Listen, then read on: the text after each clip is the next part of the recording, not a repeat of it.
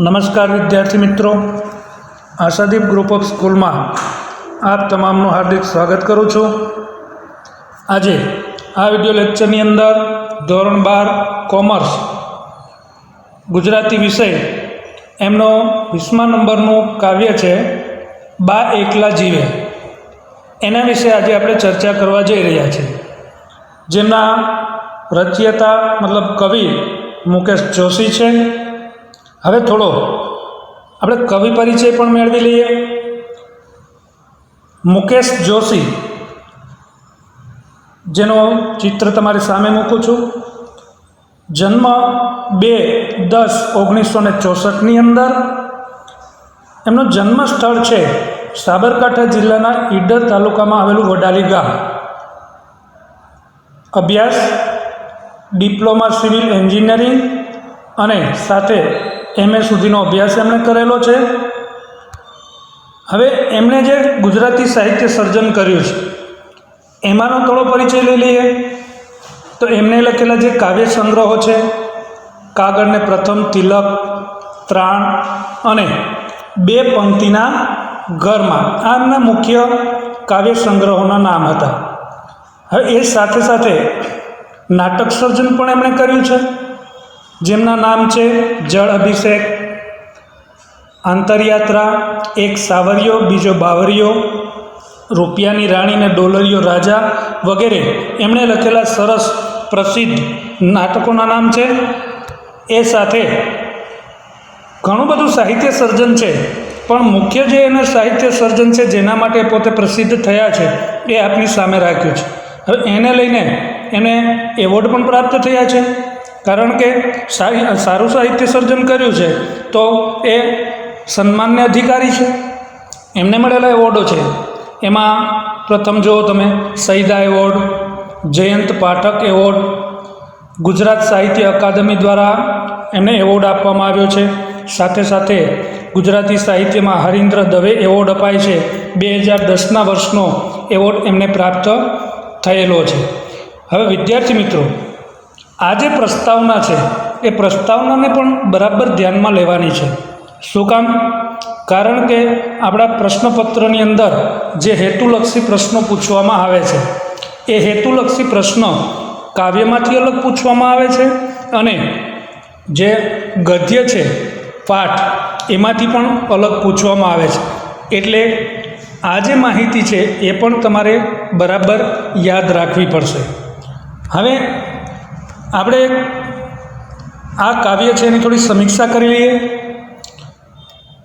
આ કાવ્ય બા એકલા જીવે, હવે શીર્ષક તમે જોશો તો એક કલ્પના થશે કે બા એટલે આપણે દાદીમાના અર્થમાં લઈએ તો હાલ મોટા ભાગે આપણને પરિસ્થિતિ એવી જોવા મળે છે કે આપણા વૃદ્ધ દાદા દાદી મોટા ભાગે ગામડે રહેતા હોય, એમના દીકરાઓ છે એ પોતાના સંતાનો સાથે ક્યાંક શહેરની અંદર ધંધા રોજગાર માટે, નોકરી માટે નીકળી ગયેલા હોય, ત્યારે આ વૃદ્ધો છે એ એકલવાયુ જીવન જીવતા હોય છે। એને લઈને આ કાવ્ય અહીં મૂકવામાં આવ્યું છે। હવે આ કાવ્ય શું કામ મૂક્યું છે, એમાંથી આપણને શું મળવાનું છે, કયા હેતુ છે, શું જ્ઞાન છે એ પણ આપણે લેવાનું છે। હવે અહીંયા આ કાવ્યને લઈને સાહિત્યકાર 2 પેઢી વચ્ચે જે ભૌતિક અને માનસિક અંતર વધતું જાય છે એની વાત કરે છે। હવે આ સમય પહેલાંના સમય કરતાં કંઈક જુદો જ છે। 2 પેઢીઓ, એક જૂની પેઢી એક નવી પેઢી, એ આપણી સામે ચોક્કસ પ્રત્યક્ષ થઈ જાય। હવે આ સમય જૂની પેઢીને ખાલીપો આપી જાય છે અને નવી પેઢીના સંબંધોની મીઠાશથી એ દૂર કરતો જાય છે, એવો કંઈક સમય છે. આવું શું કહે છે કે ભાઈ જૂની પેઢીનો ખાલીપો, તો કે ભાઈ પોતાના પરિવારનો પ્રેમ એ કદાચ વૃદ્ધ ગામડે રહેતા હોય તો એને ન મળી શકતો હોય, તો એ નવી જૂની પેઢી વચ્ચેના સંબંધો વચ્ચે ખાઈ પડતી જાય છે. એ લઈને આ કાવ્ય અહીં આપવામાં આવ્યું છે. હવે તમે જ કલ્પના કરો, કદાચ હું કે તમે આપણી આસપાસ પણ આવો માહોલ ક્યાંક ને ક્યાંક જોવા મળે છે. આપણે અહીંયા વેકેશનમાં શહેરની અંદર મમ્મી પપ્પા સાથે રહેતા હોઈએ, અભ્યાસ કરતા હોઈએ, તો વૃદ્ધોને મળવાનો સમય ક્યારે રહે છે? આપણા દાદા દાદી પાસે આપણે ક્યારે જઈએ છીએ? વેકેશનમાં. તો વેકેશનમાં જ્યારે આપણે એમની પાસે જઈએ છીએ ત્યારે એને કેટલો સંતોષ મળતો હશે, કેટલો પ્રેમ મળતો હશે, કેટલો રાજીપો મળતો હશે, એને લઈને આ કાવ્ય આપણી સામે મૂક્યું છે. તો વેકેશનમાં મળતા અને વહાલથી મલકાતા જે સગા સંબંધીઓ હવે ક્યાંક ને ક્યાંક એવું મળવાનું ટાળે છે. આપણે ક્યાંક ને ક્યાંક ફરવા જતા રહીએ છીએ. માત્ર પોતાના નાનકડા કુટુંબ છે એના તરફ ધ્યાન આપી અને મોટા છે એને આનંદથી આપણે વંચિત રાખીએ છીએ. આવી પરિસ્થિતિ આજે સમાજમાં જોવા મળે છે. એથી આગળ વેકેશનની રાહ એના બાળકો કરતાં વતનમાં રહેતા એમના જે વડીલો છે એ વધારે રાહ જોતા હોય છે.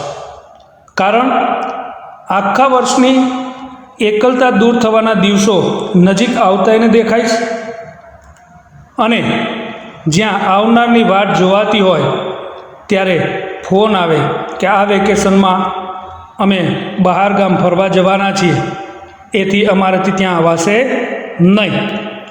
ત્યારે એમની જે એકલતા છે એ એકલતા બમણા જોરથી જાણે એમના પર હુમલો કરતી હોય અને જાણે એને જીવવું કપરું બની જતું હોય, આવી કંઈક પરિસ્થિતિ છે એ સર્જાય છે. હવે તમે કલ્પના કરો, ગુજરાતી સાહિત્ય ભણવું એટલે અનુભવનો વિષય છે.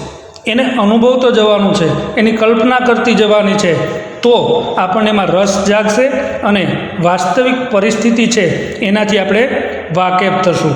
તો આપણા જ પરિવારમાં કંઈક આવું નથી બનતું ને, એ આપણે શીખવાનું છે. તો આપણે જે ગુજરાતી અભ્યાસ કરીએ છીએ એ સફળ છે, કારણ કે એમાંથી મળતું જે જ્ઞાન છે, જે સંદેશ છે એ આપણે જીવનમાં ઉતારવાનો છે અને પ્રશ્નોના જે ઉત્તરો તૈયાર કરીએ છીએ એ પ્રશ્નપત્રની અંદર ઉતારવાના છે.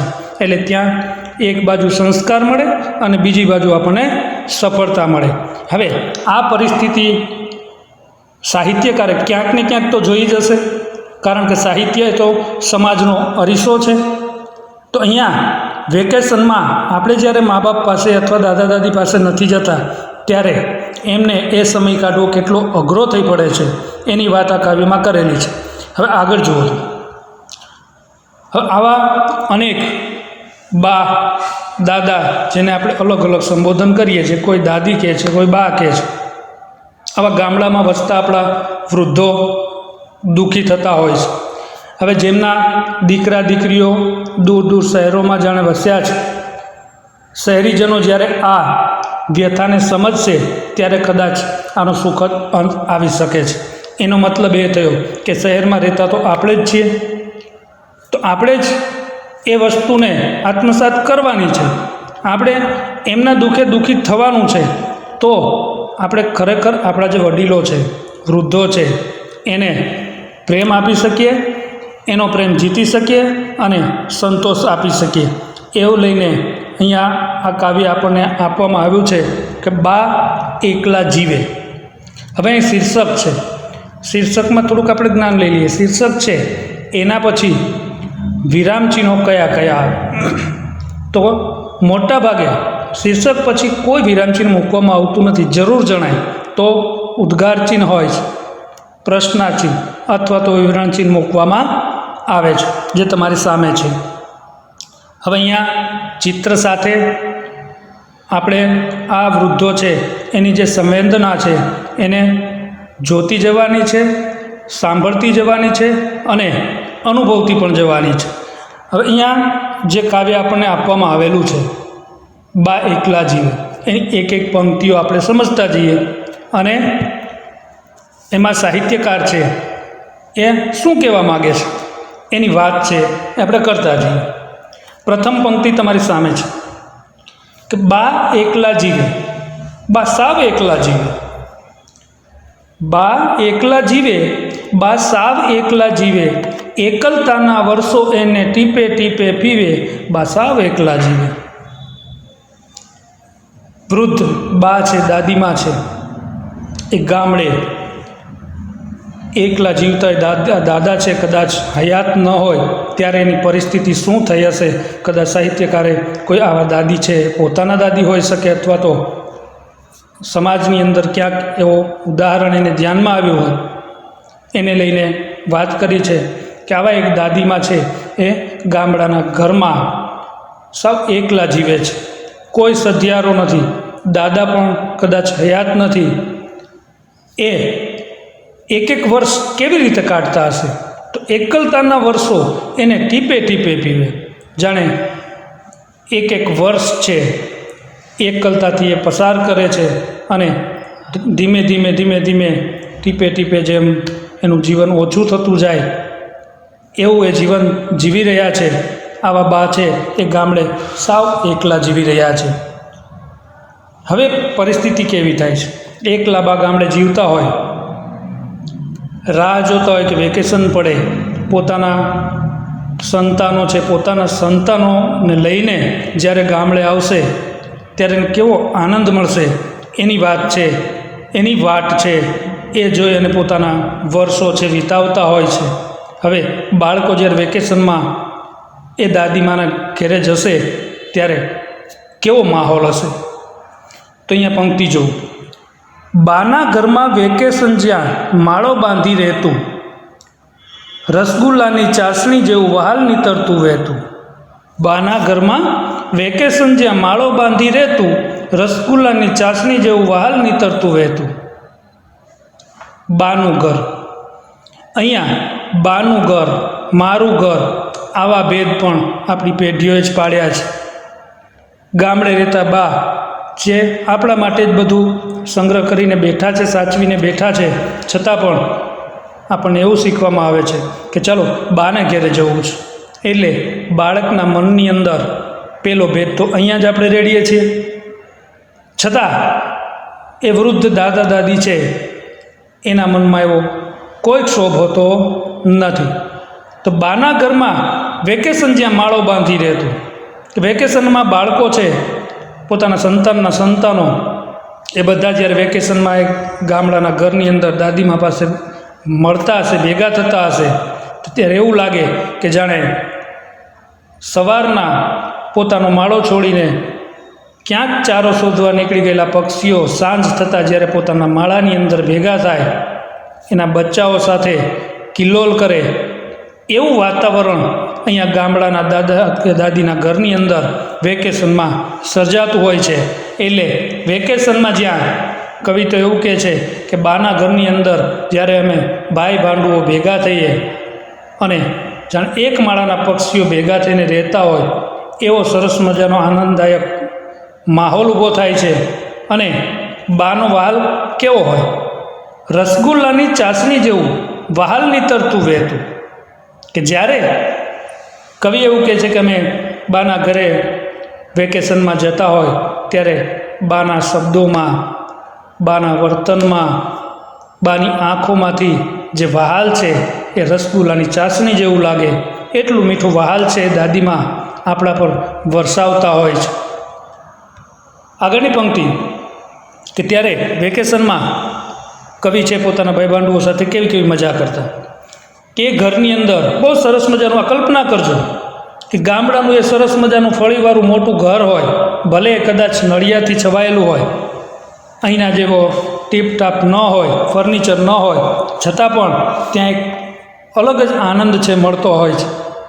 અને એટલે તો આપણે વતન તરફ દોડી જઈએ છીએ. તો જ્યારે વેકેશનમાં ભેગા થાય છે ત્યારે એ ઘરની અંદર દોડા દોડી સંતા કુકડી સહુ પકડાઈ જતા, ભાઈ ભગીની ભેળા બેસી સુખનો હિંચકો ખાતા. કે ઘરની અંદર નાના બાળકો છે એ કેવી દોડાદોડી કરી મૂકે, સંતા કુકડીના રમતો રમે. હવે તો એ રમતો પણ ગઈ, મોબાઈલ આવી જતા. તો મોબાઈલે આપણી જે દેશી રમતો છે એ રમતોનો પણ દાટ વાળ્યો છે એવું કહી શકાય. તો અમે કવિ એવું કહે છે કે જ્યારે બાના ઘરે જઈએ ત્યારે એ વેકેશન દરમિયાન ઘરમાં દોડાદોડી કરી મૂકીએ, સંતા કુકડી જેવી અનેક રમતો રમીએ, અને સંતા કુકડીમાં પકડાઈ જવાની પણ એક આનંદ છે. ભાઈ ભગીની ભેળા બેસી સુખનો હિંચકો ખાતા. અને જ્યારે કદાચ એક જ એ દાદીના બે પુત્રો હોય, અલગ અલગ શહેરમાં નોકરી કરતા હોય, ધંધા કરતા હોય, વેકેશનમાં જ્યારે અલગ અલગ શહેરોથી પાછા પોતાના ઘરે આવે ત્યારે એક આનંદ તો એ છે કે પોતાના ભાઈ ભાંડુઓને પણ મળી શકાય. તો કવિ એવું કહે છે કે વેકેશનની અંદર એ ભાઈ ભગીનીઓ, ભગીની એટલે બેન, આ સમાનાર્થી પણ જરા જોતા જજો, એ સાથે બેસીને સુખનો હિંચકો ખાતા. અહીંયા એક રૂઢિપ્રયોગ છે, સુખનો હિંચકો ખાવો. હિંચકા કંઈ સુખના ન હોય, પણ એક સુખ પ્રાપ્ત થવું, આનંદ મેળવવો એ અર્થમાં છે કે જ્યારે બધા જ ભેગા થાય ત્યારે વેકેશનમાં કેવો આનંદ મેળવતા, કેવી હસી મજાક કરતા, વહાલ છે એ વહેંચતા. આ ઘરની અંદરનો માહોલ છે. વેકેશનમાં આવો આનંદથી અમે સમય પસાર કરતા. હવે ત્યારે બા છે એ પોતાનો પ્રેમ કેવી રીતે પ્રગટ કરતા. અહીંયા તમે પંક્તિ જુઓ કે સુખડીમાં ઘી રેડી રેડી બા સૌને ખવડાવે. સુખડીમાં ઘી રેડી રેડી બા સૌને ખવડાવે, ઉડવાનું બળ આપી પાછી ઉડવાનું શીખવાડે. બહુ સરસ મજાની પંક્તિ છે. આપણને એવું થાય કે ભાઈ વૃદ્ધો આપણને શું શીખવી જાય, એને કંઈ ખબર ન પડે, એને આપણે તરછોડી દઈએ છીએ. પણ એ જે અનુભવનું જીવન આપણને શીખવે છે એવું કદાચ આપણને પુસ્તકમાંથી ક્યાંયથી મળી શકતું નથી. હવે આ બા વેકેશનમાં જ્યારે કવિ એવું કહે છે કે ભાઈ અમે ભેગા થઈએ ત્યારે સુખડીમાં ઘી રેડી રેડીને બધાને ખવડાવે. અહીંયા એના મનની ઉદારતાનો ભાવ જોવાનો છે. સુખડી એ આપણું એક શિસ્ત ભાણું છે, મીઠાઈ છે કે જે કદાચ ખાવાથી એ તંદુરસ્તી વર્ધક છે. આપણા અત્યારના ગેસ્ટ્રિક ખોરાક કરતાં એ તો બહુ સારો છે. જે ઘી રેડીને બનાવવામાં આવતું એ મન મૂકીને ઘી રેડી અને એ પ્રેમથી આપણને ખવડાવે છે. કદાચ પોતે નહીં ખાય, આખું વર્ષ પોતે છે એવી કલ્પનાઓ કરી હોય કે મારા છોકરા છે, એના દીકરાઓ છે, આવશે ત્યારે હું એને આવું આવું ખવડાવીશ. એમાંથી રાજીપો મેળવે છે, આનંદ મેળવે છે. પોતે નહીં ખાય અને પોતાના બાળકોને છે એ ખવડાવે છે. ત્યારે કવિ એવું કહે છે કે જ્યારે અમે ગામડે દાદીના ઘરે જતા, બાના ઘરે જતા ત્યારે સુખડીમાં ઘી રેડી ખવડાવે છે. અહીંયા તો ફક્ત એક જ વાત છે કે સુખડીમાં ઘી રેડીને, તો શું સુખડી એક જ ખવડાવતા છે એવું નથી, પણ પ્રેમથી પોતે બનાવી અને ભોજન છે એ અમને કરાવતા અને પોતે આનંદ પ્રાપ્ત કરતા. બીજું શું કરતા એ દાદીમાં કે ઉડવાનું બળ આપી પાછી ઉડવાનું શીખવાડે. તો અહીંયા તો સરસ મજાનું એક પ્રતીક લીધું છે કે ભાઈ ઉડવાનું કામ તો પક્ષીઓનું છે, આપણે તો કંઈ ઉડી ન શકીએ. તો અહીંયા દાદીમાં છે એ ઉડવાનું બળ આપે ને પછી ઉડતા શીખવાડે. તમે જોઈ શકો કે ઘણી વખત એવા વિડીયો છે તમને યુટ્યુબમાં મળે કે ભાઈ બતક છે એ પોતાના બચ્ચાઓને પોતે પહેલાં પાણીમાં કૂદશે, પોતાના બચ્ચાઓને એના પર કૂદાવશે અને ધીમે ધીમે ધીમે ધીમે તરતા શીખવે છે. એવી રીતે દરેક પક્ષી અને પ્રાણી પોતાના જે બચ્ચાઓ છે એને અનુભવજન્ય જ્ઞાન આપે છે. તો અહીંયા બા છે એ પણ વેકેશનની અંદર કંઈક અનુભવજન્ય વાતો કહીને પોતાના વર્તન, વાણી, વ્યવહાર દ્વારા અનુભવનું જીવન છે એ આપે છે. પણ આપણને કદાચ એ ગમતું નથી. આપણે તો એવું માનીએ છીએ કે આપણે જ હોશિયાર છીએ, આપણે ભણેલા છીએ, સુધરી ગયા છીએ. પણ સાચું જે જીવનનું જ્ઞાન છે એ કદાચ એ ઉંમર થઈ ગયેલા દાદીમાં છે એ વધારે આપણને શીખવી શકે. એટલે ઉડવાનું બળ આપી પાછું ઉડવાનું શીખવે. એટલે જીવનના બોધપાઠ છે એ અમને શીખવતા. હવે કલ્પના કરો, કદાચ તમને ખ્યાલ ન હોય, તમારા મમ્મી પપ્પાને પૂછો, એ કદાચ ગામડે મોટા થયા હોય તો એ ગામડાનો માહોલ કેવો હતો કે સાંજના સમયે મમ્મી પપ્પા તો કદાચ ખેતરમાં કામ કરતા હોય, સાંજે થાકીને આવે, પણ ઘરે રહેલા જે દાદા દાદી છે એ પોતાના પૌત્રોને ઉછેરતા હોય, સાંજ પડે વહેલા જમે, ઘરના મોટા ફળિયાની અંદર પોતે ખાટલો ઢાળી, પાથરણા પાથરી અને પોતાના નાના બાળકોને લઈ અને અજબ ગજબની વાતો છે એ કરતા હોય છે. કંઈક કાલ્પનિક હોય છે, કંઈક વાસ્તવિક હોય છે, કંઈક એ ખુલ્લા આકાશ નીચે સૂઈને આપણને આકાશ દર્શન કરાવ્યું હોય. આવું આપણા ભાગ્યમાં ન હોય, કદાચ મમ્મી પપ્પાને પૂછો તો ખ્યાલ આવે કે આ રીતે એ કેળવવાનું કામ કરતું. કહેવત છે ને કે ભાઈ એક માતા 100 શિક્ષકની ગરજ સારે છે, તો એ આ જીવન પાઠ તો ચોક્કસ શીખવે. તો અહીંયા દાદીમાં છે એ કવિને કદાચ આ જીવનના પાઠ છે, જીવન જીવવાનું બળ ક્યાંથી મળે, જીવન કેવી રીતે જીવાય, આવા કંઈક પાઠ શીખવતા. સુખનો સૂરજ છાનો જલતો ઘરના દીવે, બા સાવ એકલા જીવે. સુખનો સૂરજ છાનો જલતો ઘરના દીવે, બા સાવ એકલા જીવે. અને જ્યારે આ બાળકો ભેગા થયા હોય ત્યારે એના આનંદની વાત છે કે ઘર બાળકોથી ભરેલું હોય, બધા જ સંતાનો સાથે હોય, ત્યારે એક ઘરનો દીવો છે એ પણ જાણે કે સુખનું પ્રતીક બની રહે છે. અને હું તો એવું કહી શકું કે બાની અંદર જે જલતો દીવો છે, મનરૂપી દીવો છે, એ જાણે આજે આનંદિત છે, ખુશ છે. આવા બા કદાચ અત્યારે એકલા છે, ગામડે જીવતા હોય. આગળ આપણે જોઈએ. હવે આ વેકેશનની અંદર જ્યારે ભેગા થાય છે, આનંદ મળે છે બાને, તો એનું જીવન છે એ જાણે કે જીવા જેવું બની જાય છે. પણ સમય છે, સમય કાળ જેને આપણે કહ્યો છે, એ કોઈને છોડતો નથી. હવે કવિ એવું કહે છે કે ભાઈ વેકેશન આનંદનું છે, વેકેશનમાં બાને આનંદ મળે છે, સંતોષ મળે છે, આપે છે, પણ એ વેકેશન પૂરું થવાનું છે. તો કાળરૂપી કુહાડી ફરવાની છે. વેકેશન પૂરું થાય ત્યારે શું પરિસ્થિતિ થાય છે એની વાત અહીંયા કવિએ કરી છે કે કાળ કુહાડી ફરી કપાયા વેકેશનના ઝાડ. કાળ કુહાડી ફરી કપાયા વેકેશનના ઝાડ, કોઈ હવે પંખીના ફરકે ચણવા માટે લાડ. બહુ સંવેદનશીલ પંક્તિ છે કે વેકેશન પૂરું થાય છે, સમય પૂરો થાય છે વેકેશનનો, ત્યારે બધા જ સંતાનો હવે પોતપોતાના કામ ધંધે રોજગારે નોકરી પર નીકળી જવાના છે. તો જાણે કાળ ઉપર આ કાળરૂપી કુહાડી છે વેકેશન ઉપર પડી એવું કહી શકાય. એટલે કે વેકેશનનો સમય હવે પૂરો થયો. તો શું કરશે? હવે બાળકો છે એ પોતાના મમ્મી પપ્પા સાથે ફરી વખત ભણવા માટે કે શહેરમાં જતા રહેશે. એવી રીતે અમે પણ જ્યારે નીકળી જઈએ છીએ વેકેશનમાં, પાછળ ફરી વખત બાની હાલત એની જ થઈ જાય છે. કોઈ હવે પંખીના ફરકે ચણવા માટે લાડ, કે જે નાના બાળકો રૂપી પંખી બાનો લાડ પ્રાપ્ત કરતા હતા, એને વહાલ કરતા હતા, હવે બાળકો જતા રહેશે, ઘર ખાલી થઈ જશે.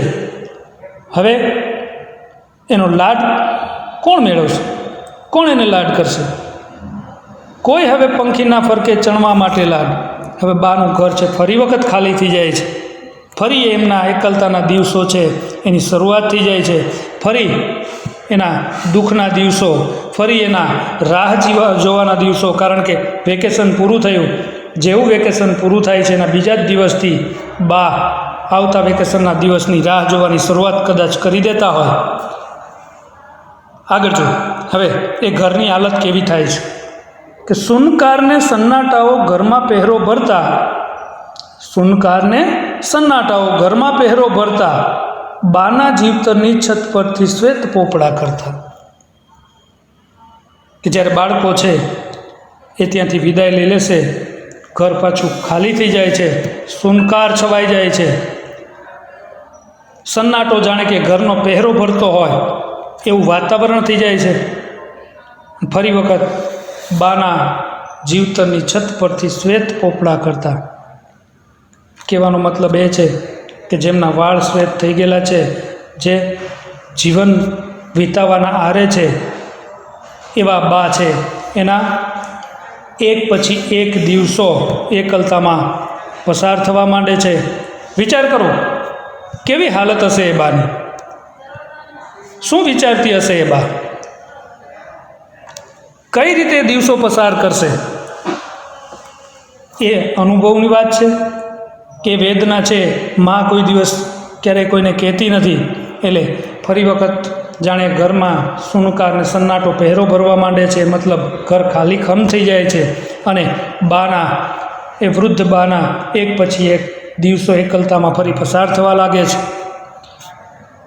હવે બા શું કરશે? સુખડીનો પાયો દાજેલો શેમાં એ ઘી રેડે? સુખડીનો પાયો દાજેલો શેમાં ઘી એ રેડે? બાએ સૌના સપના તેડ્યા, કોણ બાને તેડે? કે જ્યારે બાળકો ત્યાં હાજર હતા ત્યારે સુખડીમાં ઘી રેડી અને બા છે એ બધાને ખવડાવતા, આનંદ પામતા, બીજાને ખવડાવીને પોતે સુખી થતા. પણ હવે તો એ બાળકો રહ્યા નથી, તો બા છે એ હવે શેમાં ઘી રેડી, શેની સુખડી બનાવે, કોને ખવડાવે? કવિ છે એ પોતે વેદના અનુભવે છે કે હવે એ પાયો દાજેલો છે. એટલે પાયો છે શબ્દ સમૂહ માટેનો એક શબ્દ છે. ઘઉંના લોટમાં ગોળ મિશ્રિત કરેલ પાક, એને પાયો કહેવાય. એટલે હવે એ આનંદ તો પાછો વેકેશનમાં એને પ્રાપ્ત થશે. બાએ સૌના સપના તેડ્યા, કોણ બાને તેડે? કે બાએ તો બધાના સ્વપ્નાઓ પૂરા કર્યા છે, બધાને પ્રેમ આપ્યો છે, સંતોષ આપ્યો છે. પણ આજે હવે ઘરની અંદર એકલા બની જાય છે ત્યારે એ બા છે એના સ્વપ્નાઓ કોણ પૂરા કરશે? તો આપણે સમજવું જોઈએ કે આપણી ફરજ છે કે એકલવાયા જીવન જીવતા બા છે એને પ્રેમ આપવો. કારણ કે જેને આપણે ચાલતા શીખવ્યું છે, જેને આપણે બોલતા શીખવ્યું છે, આજે એને આપણા આધારની જરૂર છે, ત્યારે આપણે એને છોડીને આવી જઈએ છીએ. આવી પરિસ્થિતિ છે ઘણા બધા પરિવારની અંદર જોવા મળે છે. આગળ જો, ફાટેલા સાળુડા સાથે કંઈક નિશાસા સીવે, બસાવ એકલા જીવે. ફાટેલ તૂટેલે વસ્ત્ર પણ પહેરીને દિવસો પસાર કરે છે. હવે એ પોતાના એ ફાટેલા જીવન રૂપી સાડલાની વાત કરે છે. એકલવાયા જીવનમાં બસ નિશાસા, એ સિવાય તો કંઈ વધ્યું નથી. જ્યારે બાળકો છે ત્યાંથી શહેરમાં પાછા આવી જશે, ફરી વખત નિશાસા સાથે બા છે સાવ એકલું જીવન છે એ જીવે છે. આગળ આપણે વાત કરીએ, ચિત્ર જોતા જજો બરાબર, કદાચ એમાંથી આપણે મનની અંદર ભાવ જાગે. હવે એ બા શું કરશે? કવિ કહે છે અમે તો ત્યાંથી આવતા રહ્યા હોય, નાના બાળકો હતા ત્યારની વાત છે કદાચ. હવે ફરી વખત બા છે એ રાહ જોવાની શરૂ કરશે. કમસે કમ કો ટપાલી આવે તાકે આંખો રોજ, કમસે કમ કોઈ ટપાલી આવે તાકે આંખો રોજ, નીચું ગાલી જાય ટપાલી ખાલી થતો હોજ. જ્યાંથી બા એકલા પડે છે, બીજા જ દિવસથી પાછા વેકેશનની રાહ, પોતાના બાળકો પાછા આવશે એની રાહ જોવાનું ચાલુ કરે છે. તો એને સંતોષ ક્યાંથી મળે? ફક્ત સમાચારથી.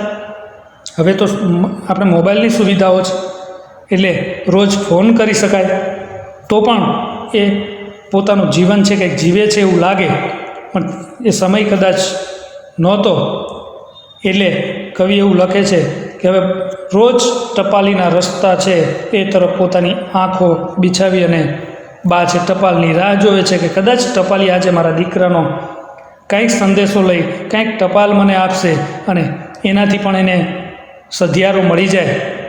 એટલે રોજ હવે ટપાલીના રસ્તો જોવે છે, સમાચારની રાહ જોઈને દિવસો પસાર કરે છે. પણ ટપાલી આવે ત્યાંથી જતો રહે, કદાચ બાને કહેતો હશે કે આજે તમારી કોઈ ટપાલ નથી. નીચું ગાલી જાય ટપાલી ખાલી થતો હોજ. ટપાલી છે ત્યાં ટપાલ વગર ત્યાંથી જતો રહે અને જે આશારૂપી હોજ છે એ કદાચ બાનો ખાલી થઈ જાય છે. કે એક આશા હોય કે આજે દીકરાની ટપાલ આવશે, પણ એ ન મળતા ફરી વખત નિરાશ થઈ જાય છે. દાદાજીના ફોટા સામે ભીની આંખે પૂછે, દાદાજીના ફોટા સામે ભીની આંખે પૂછે, ફ્રેમ થયેલા દાદા એના આંસુ ક્યાંથી લૂછે. કે ટપાલી જતો રહેતો હોય, વિચાર કરો, તમે કલ્પના કરો કે દાદીમાં છે દરવાજે આવી ટપાલીની રાહ જોતા હોય, ટપાલ દીધા વગર જતો રહેતો હશે. બા નિરાશ થઈ ત્યાંથી પાછા વળતા હશે, લાકડીના ટેકે એકલા મોટા સરસ મજાના ઘરની અંદર જતા હશે, ત્યાં ખાલીખમ ઘર છે. હવે ક્યાં જશે? પોતાના પતિ એટલે કે દાદાજી છે એના ફોટા સામે ઊભી રહે છે, આંખમાં આંસુ આવી જાય. કે દાદાજીના ફોટા સામે ભીની આંખે પૂછે, કે દાદાજીના ફોટા સામે જઈ અને આંખ આંસુઓથી ભરેલી કદાચ ફરિયાદ કરતી હશે કે મારા એકલવાયું જીવન છે, કેવી રીતે જીવવું. પણ દાદા તો મૃત્યુ પામ્યા છે, ફ્રેમ થઈ ગયેલા છે. તો ફ્રેમ થયેલા દાદા એના આંસુ ક્યાંથી લૂછે? કે હવે તો એ દાદા પણ એને સહિયારો કે સધિયારો આપવા માટે કદાચ કેવી રીતે આવી શકે, એનું દુઃખ છે કેવી રીતે દૂર કરી શકે. સબરીને ફળી ગયા તા બોર અને એ રામ, બાના આંસુ બોર પણ ટપકે કોના રામ. કે અહીંયા સબરીને યાદ કરવી પડે કે સબરી છે કદાચ આ બા કરતાં ભાગ્યશાળી છે. કે સબરીને ફળી ગયા હતા બોર અને રામ, કે સબરીએ પણ કેટલો સમય રામની આશા સાથે રાહ જોઈ અને એમના બોર ખાવા માટે રામ છે એક દિવસ આવે છે, એટલે એને એ તપસ્યા કદાચ સિદ્ધ થઈ જાય છે. પણ આજે તો એકલા ઘરમાં રહેતા બા છે, એના આંખમાંથી આંસુ રૂપે બોર ટપકી રહ્યા છે, પણ દીકરા રૂપી રામ છે એ ત્યાં એને મળી શકતો નથી, ત્યાં આવતો નથી. આવી બા છે એ કેવું જીવન જીવતી હશે, કેમ એ દિવસો પસાર કરતી હશે. એક દિવસ આપણે તો એકલા રહી જોઈએ, મા બાપથી વિખૂટા થોડો સમય કાઢો, આપણને અનુભવ થઈ શકે. તો આવા નિરાધાર, અશક્ત, લાચાર એ બા છે એ પોતાનું જીવન છે કેવી રીતે પસાર કરતા હશે. એક દિવસ એને એક ભાવ જેવડો લાગતો હશે, છતાં પણ એની ખુમારી કેવી છે કે જીવતરથી ગભરાવી મૂકી, મોતથી જે ના બીવે, બસ આવ એકલી જીવી. કહેવાય તો એવું જીવન છે એને ભારરૂપ લાગવા માંડે છે. જીવન એને ગભરાવી મૂકી છે, અને મોતનો ડર નથી. મોતને તો સામેથી સ્વીકારી લેશે. ઘણી વખત તમે વૃદ્ધોના મુખે સાંભળતા હશો કે હવે તો ભગવાન છે એ મને બોલાવી લે તો સારું. એને મોતનો ડર નથી, પણ એકલવાયા જીવનથી છે એ દાદીમાં છે, એ બા છે, એ કદાચ ગભરાઈ ગઈ છે.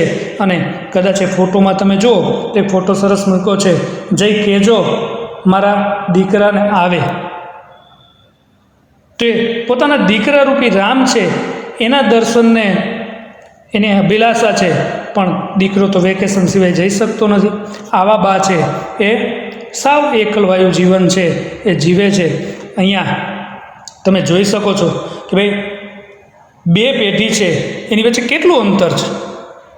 આપણે એના માટે શું કરી શકીએ? આપણને આમાંથી શું સંદેશ મળે? તો એ સંદેશ ચોક્કસ મળે કે જેમને આ ધરતી ઉપર આપણને અવતાર્યા છે, આપણા શરીરને અહીંયા લાવ્યા છે, જેમણે પોતાનું જીવન છે એ આપણા માટે થઈ અને ન્યોછાવર કરી દીધું છે, ઘસી નાખ્યું છે. આપણને પણ બોલતા નહોતું આવડતું, આપણને પણ ચાલતા નહોતું આવડતું, આપણને ખાતા નહોતું આવડતું, એ બધું શીખવ્યું છે. આજે એ જ બાને આપણી જરૂર છે, તો આપણાથી વિખૂટાએ કેમ આપણે રાખીએ? વૃદ્ધાશ્રમોમાં આપણે કેમ મૂકી આવીએ?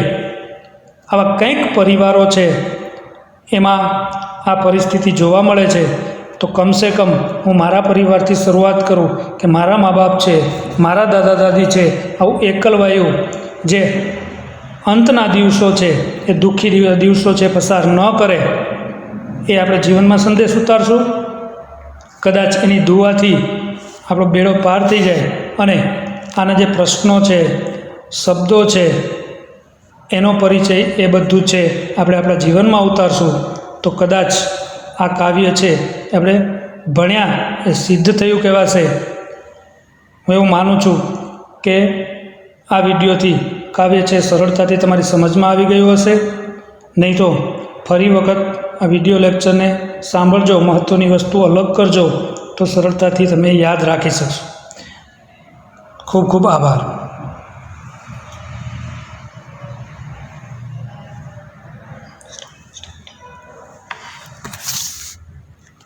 કેટલી મિનિટ કરી? 30 મિનિટ. તો 30 મિનિટ થોડી કરવાની કે તમને કેવું છું કેમ 25 મિનિટ હાલ ઠોક કરશે. જોઈ લે તો હવે. પેલા લોકો એક તો ઉભા વાત કરે, કોણ જાણે કેવું સંભળાનું છે. હવે જોઉં ને તો સેવ કરવાનું છે ને આને. હા કરી લેજો ને બાપા. બરાબર નહીં, હું પેલા ભાઈને બતાવું ખોટું બહાર નીકળે.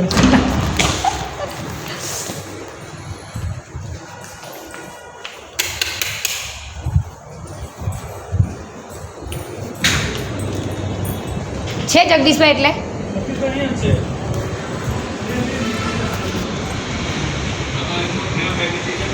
અરે યાર યાર હા ભલે ભલે ઉભા રહ્યો. મેં કેમ બહાર નીકળ્યું? સેવ કેવી રીતના કરવાનું છે? હવે સ્ટોપ કરી દીધું અમે.